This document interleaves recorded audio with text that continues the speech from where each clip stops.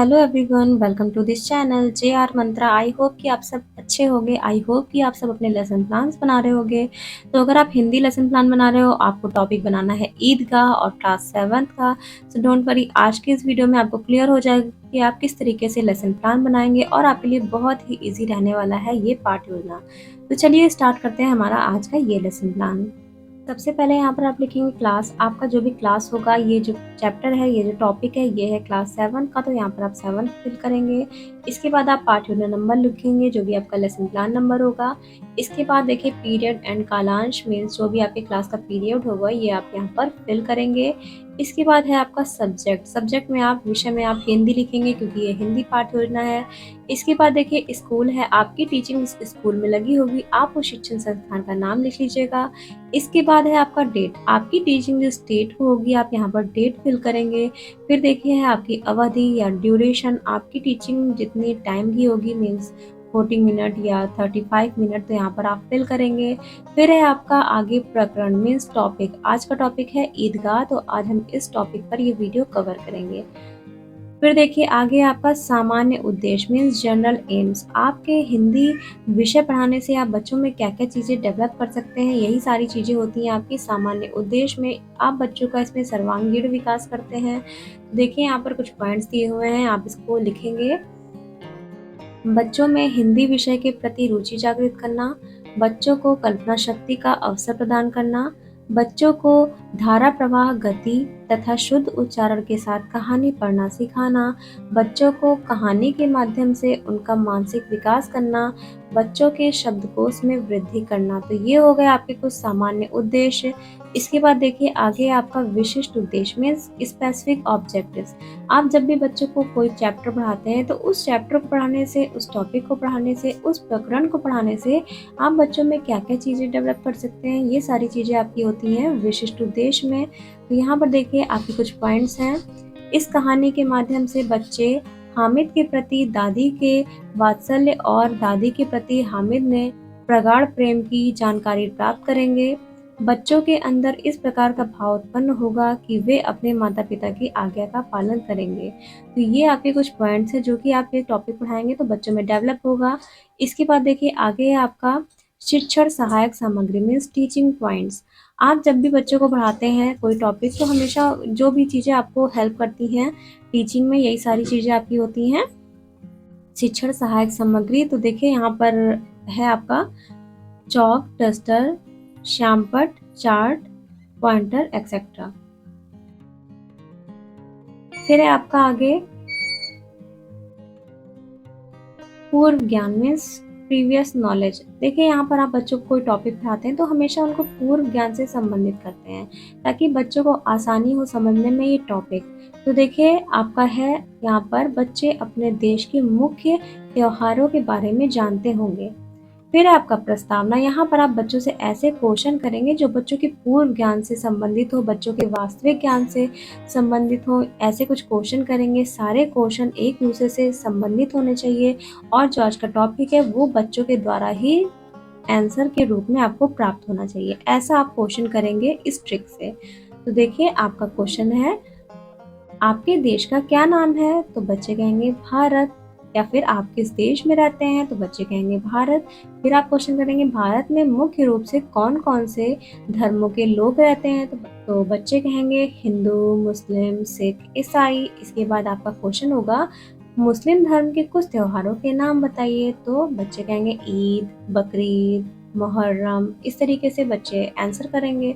फिर आपका क्वेश्चन होगा ईद की नमाज किस जगह पढ़ी जाती है, तो यहाँ पर बच्चे मौन हो जाएंगे। अगर बच्चे आंसर कर देते हैं तो ठीक है, अगर बच्चे आंसर नहीं कर पाते हैं तो यहाँ पर देखिए आगे है उस स्थान का क्या कहा जाता है, तो यहाँ पर बच्चे मौन हो गए, आंसर नहीं कर पाए, तो यहाँ पर आपका समस्यात्मक आ गया। अगर बच्चे आंसर कर पाएंगे, मान लीजिए बच्चों ने आंसर कर दिया ईदगाह, तो अब आप क्वेश्चन करेंगे ईदगाह के बारे में आप क्या जानते हैं, तो वहां पर समस्यात्मक हो जाएगा।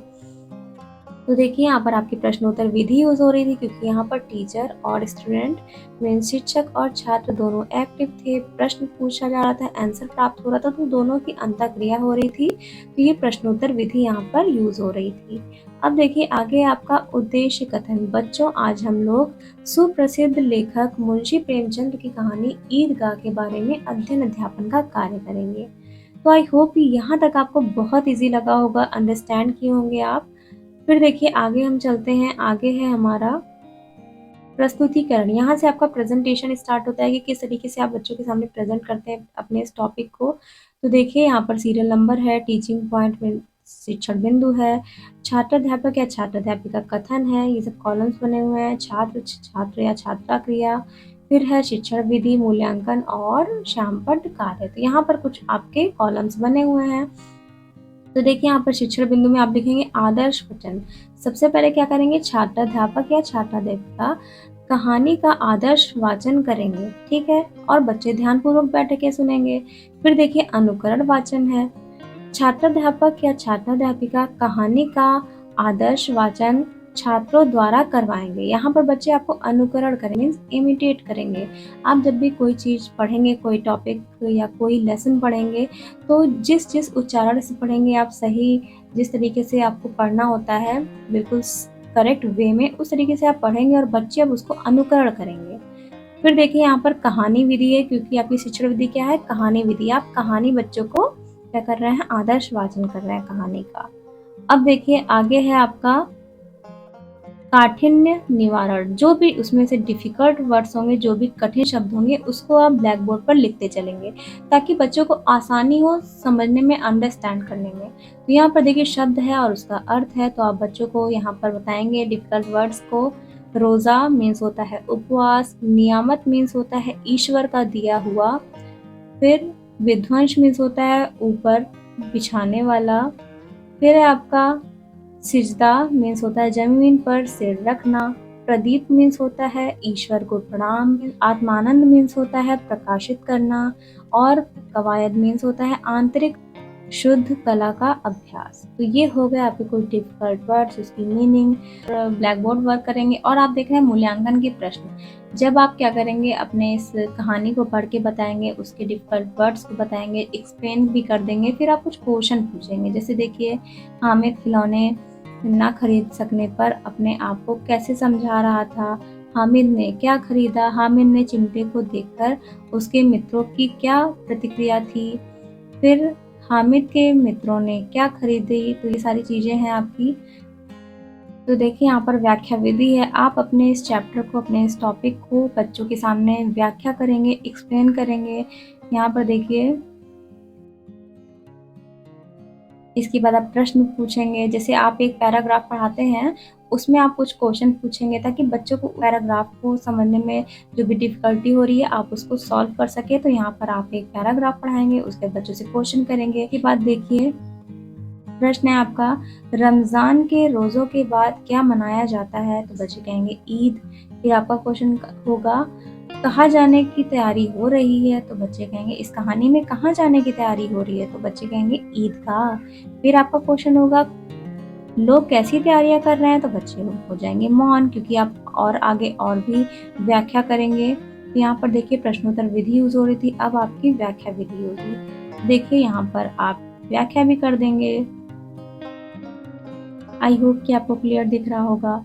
जब आप व्याख्या करेंगे तो बच्चे ध्यान पूर्वक बैठ के सुनेंगे, और यहाँ पर आप जो भी इम्पोर्टेंट क्वेश्चन होंगे वो करेंगे अपने एक पैराग्राफ को पढ़ाने के बाद, और जो भी इम्पोर्टेंट पॉइंट्स होंगे ये सब आप श्यामपट्ट पर लिखते चलेंगे।